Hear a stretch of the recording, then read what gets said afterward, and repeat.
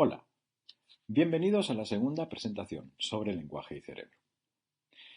Vamos a recordar que al final de la presentación previa os recomendé que vierais este vídeo sobre una persona que había tenido su cuerpo calloso seccionado. Después de ver ese vídeo, os habéis podido dar cuenta de la importancia del cuerpo calloso y de la independencia de los dos hemisferios cuando ellos no se pueden comunicar entre sí.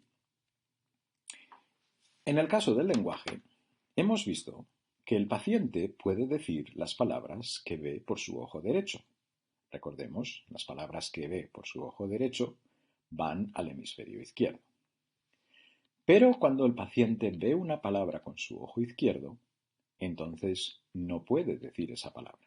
Esa información está en el hemisferio derecho, pero parece que en el hemisferio derecho no hay acceso al lenguaje.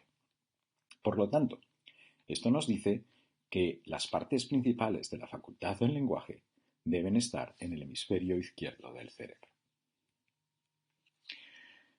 Ahora, brevemente, en el resto de esta presentación, vamos a hablar sobre los métodos que tenemos para estudiar el cerebro. La localización del lenguaje en el cerebro ha sido estudiada desde el siglo XIX, por lo menos desde el siglo XIX. Por ejemplo, cuando el doctor Paul Broca descubrió a un paciente con una patología del habla en 1864, él quería inmediatamente estudiar a este paciente. Pero, recordemos, es el año 1864. ¿Qué opciones tenía el doctor Broca para estudiar el cerebro de su paciente? Obviamente, solo una: esperar a que se muriera para hacer una autopsia y para entonces poder estudiar el cerebro después de la muerte del paciente. Por obvias razones éticas, los doctores no pueden trabajar con el cerebro de las personas vivas. Por lo tanto, el doctor Paul Broca tenía que esperar, y durante mucho tiempo hubo que esperar a poder estudiar el cerebro de los pacientes hasta después de su muerte. Hoy tenemos otros métodos para estudiar el cerebro. Afortunadamente, la tecnología ha avanzado tanto que hoy es mucho más fácil estudiar el cerebro de personas vivas. Los métodos de estudio del cerebro se pueden dividir entre invasivos y no invasivos. Los métodos invasivos requieren entrar físicamente en el cerebro. Por ejemplo, insertando electrodos en el cerebro para medir la actividad eléctrica en él.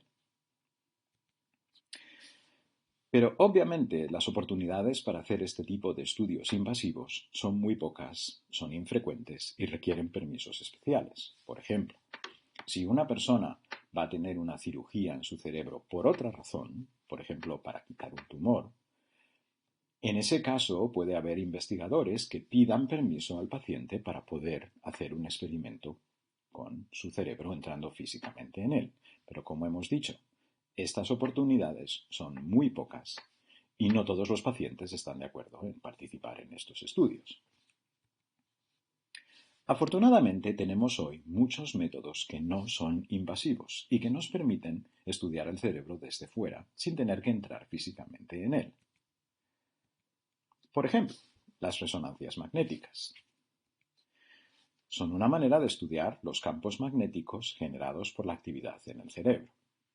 Muchos de vosotros es posible que hayáis tenido una resonancia magnética, no en el cerebro, pero quizás en otras partes de vuestro cuerpo. Por ejemplo, a mí me hicieron una resonancia magnética en mi rodilla hace ahora casi 10 años.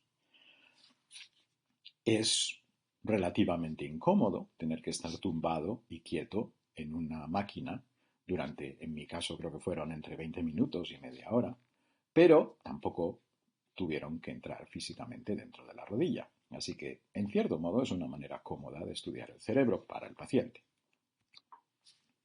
Otra manera de estudiar el cerebro son los electroencefalogramas. Estos estudian la energía eléctrica que es producida por la actividad del cerebro. Y otra vez, es un sistema muy sencillo de poder estudiar el cerebro. Por ejemplo, aquí podemos ver a la izquierda un gorro que se puede utilizar para hacer un electroencefalograma. Simplemente tú te pones este gorro que está lleno de detectores que están conectados por cables a una computadora y pueden estudiar la actividad en el cerebro. A la derecha vemos un ejemplo de una máquina para resonancias magnéticas o también para tomografías, de las que vamos a hablar más tarde.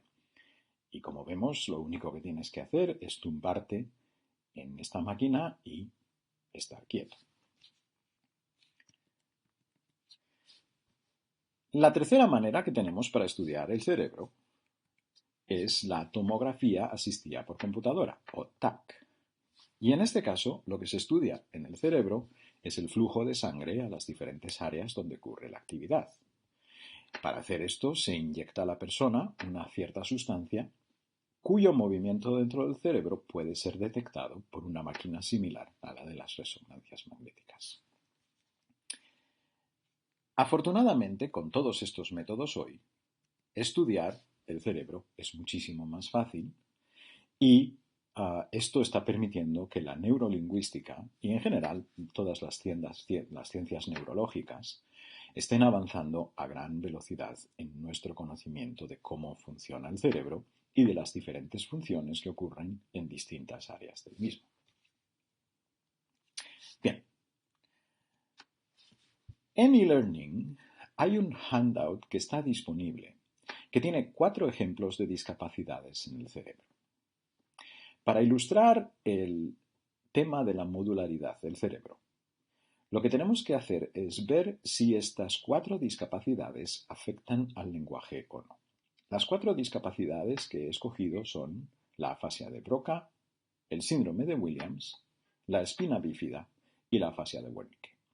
Para todos ellos tenemos un ejemplo de una transcripción de cómo habla esta persona. Lee las transcripciones de los textos de estas personas y contesta a estas 2 preguntas. La primera pregunta es, ¿afecta esta discapacidad al lenguaje de esta persona? ¿Sí o no? Y la segunda pregunta es, si esta discapacidad afecta al lenguaje, ¿cómo lo afecta? Quiero que hagáis este ejercicio como si estuviéramos en clase. Y una vez que tengas las respuestas a estas preguntas, puedes pasar a la siguiente presentación sobre lenguaje y cerebro.